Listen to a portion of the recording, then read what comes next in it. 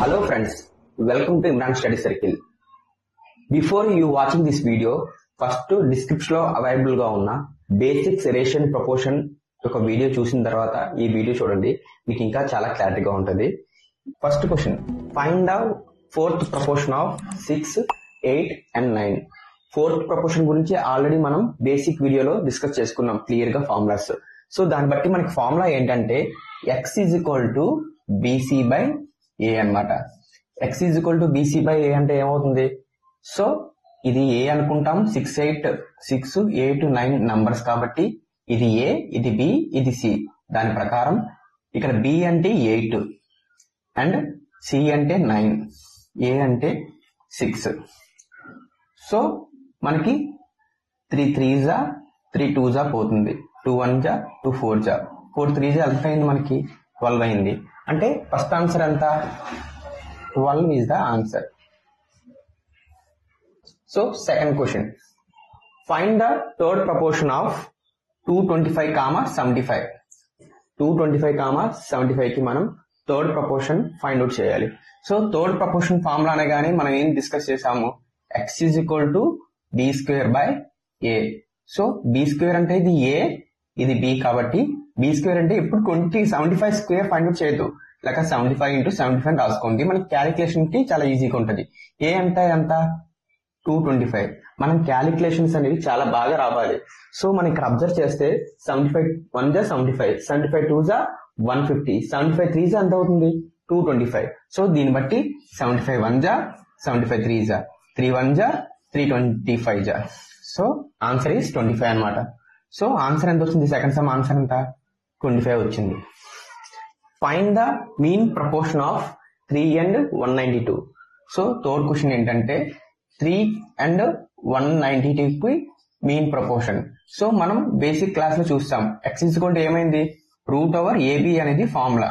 So ఇది a, ఇది b. So 3 × 192.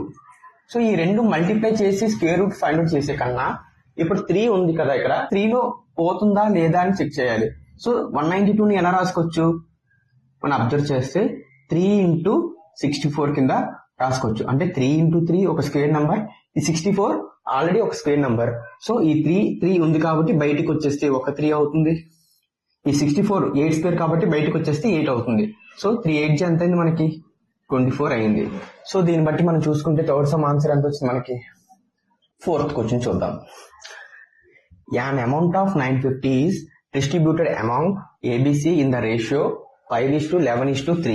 What is the difference between share of B and A? So ఇక్కడ A, B, C ముగ్గురు ఉన్నారు. A, B, C. A యొక్క ratio ఎంత? 5, 11 and 3. So 5:11:3 parts లో ఉంది. ఈ ముగ్గురు కలిపి అమౌంట్ ఎంత సంపాదిస్తున్నారంటే మనకి 950 రూపీస్ అనేది సంపాదిస్తున్నారు. అయితే మనం అడుగుతున్న క్వశ్చన్ ఏంటంటే B కి C కి మధ్య షేర్ యొక్క డిఫరెన్స్ ఎంత అని అడుగుతున్నాడు. ఫర్ ఎగ్జాంపుల్ మన ఇది రేషియోలో ఉంది కాబట్టి 5x అనుకోండి, 11x అనుకోండి, 3x అనుకోండి. అంటే 5x + 11x + 3x ఈ మూడు వాల్యూ కలిపితే మనకి దేనికి ఈక్వల్? ABC = 950 కదా. సో 950 అన్నమాట. సో 5 + 11 16 + 3 19. x = 950. అప్పుడు x వాల్యూ 19 టేబుల్ వచ్చా మీకు? 19 1s 19, 19 5s ఎంత అయింది మనకి? 95. సో 19 1s 19 5s ఇక్కడ 0. అంటే x వాల్యూ ఎంత? 50. ఇప్పుడు మనకేం కావాలి? What is the difference between B and C? So ఇది మళ్ళీ మల్టిప్లై చేయొద్దు. సో ఇక్కడ 11 కి 3 కి మధ్య డిఫరెన్స్ ఎంత వచ్చింది మనకి? 8 పార్ట్స్. అంటే వీళ్ళిద్దరికి మధ్య డిఫరెన్స్ 8x. అంటే సింపుల్ గా ఈ x లో 50 సబ్స్టిట్యూట్ చేయండి. 850 ఎంత అయింది మనకి? 400 ఇస్ ద ఆన్సర్ అన్నమాట. ఒకవేళ ఇండివిజువల్ గా అడిగితే ఇండివిజువల్ గా సపరేట్ చేస్తారు. సో ఇండివిజువల్ గా అడగనుకోండి, for example what is the share of A అన్నాడు అనుకోండి, ఎంత అయింది మనకి?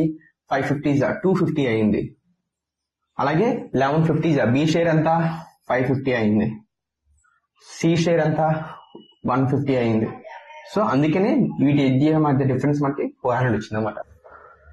Next some, if the sum of 3 numbers is 105, if the ratio between the first and second is 2:3 and the difference between the second and third is 4:5, find the second number.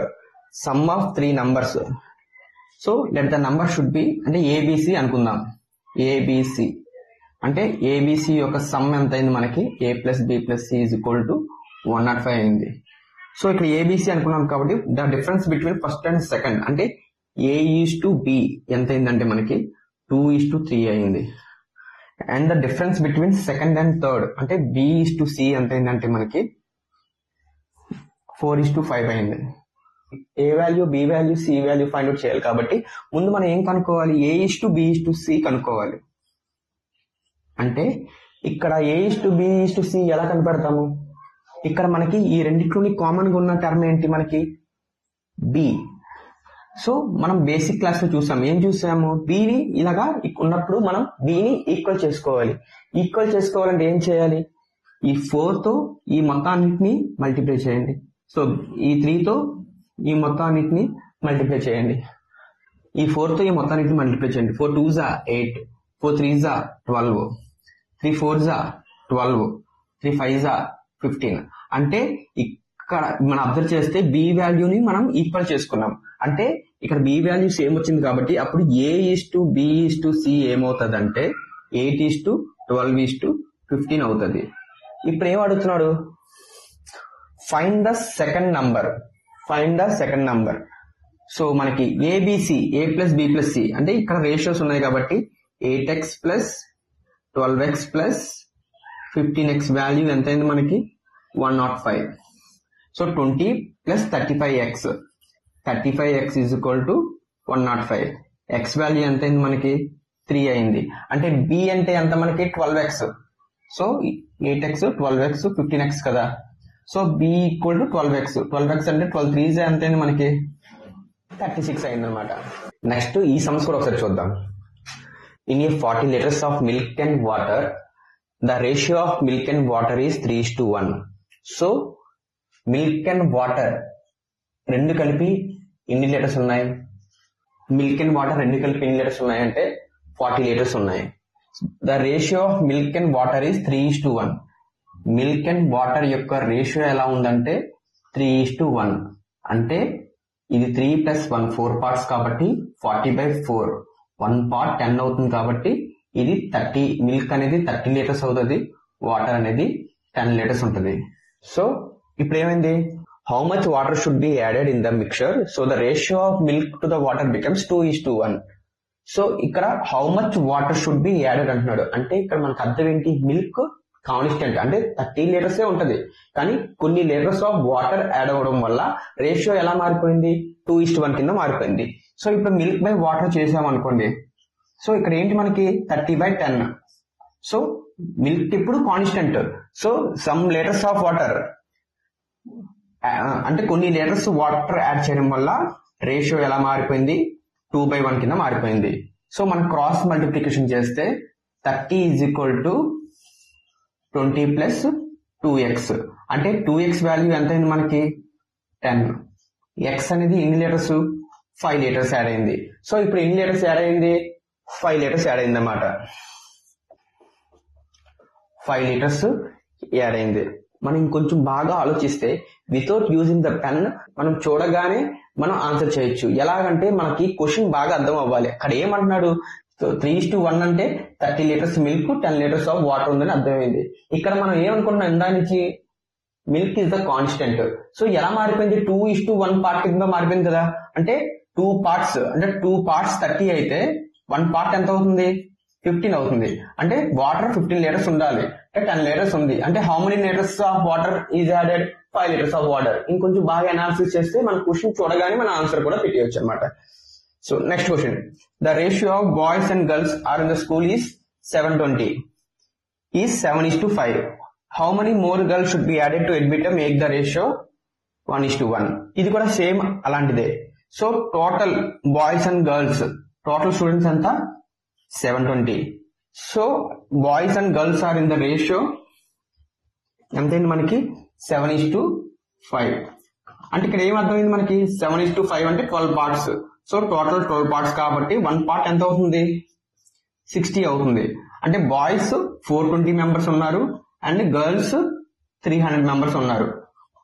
So ఇక్కడ మనం ఏమనుకున్నాము, కొంతమంది girls add అవ్వడం వల్ల 1:1 రేషియోలో అయిపోవాలి, ఇది 1:1 రేషియోలో అయిపోవాలి. అంటే ఇక్కడ మనకు చూడగానే అర్థమవుతుంది ఇది 1:1.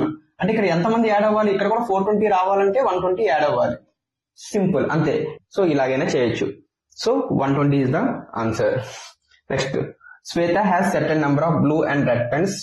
Which of the following can be the ratio of blue pens to the red pens if the total number of pens is 25? మనం ఏమంటున్నాడు, క్వశ్చన్ లో ఏమంటున్నాడంటే టోటల్ నెంబర్ ఆఫ్ పెన్స్ ఎన్ని ఉన్నాయంటే 25 ఉన్నాయి. Shweta has certain number of blue pens, అందులో blue pens ఉన్నాయి, red pens ఉన్నాయి. కింద వాటిలో శ్వేత ఏ రేషియో రూపంలో ఆ రెండు డివైడ్ చేయొచ్చు.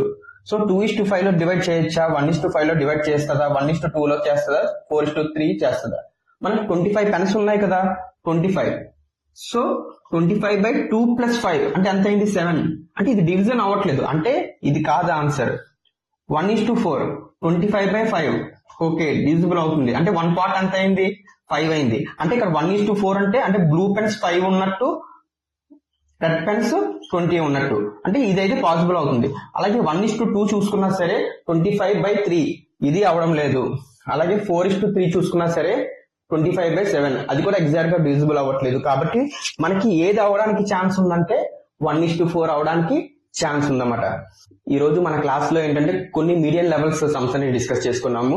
మళ్ళీ నెక్స్ట్ క్లాస్ లో కొన్ని హై లెవెల్ సమ్స్ అనేది డిస్కస్ చేసుకుందాము. ఈ వీడియో కనుక నీకు నచ్చినట్టయితే ఖచ్చితంగా మీ ఫ్రెండ్స్ కి షేర్ చేయండి. Please support my channel. Thank you friends.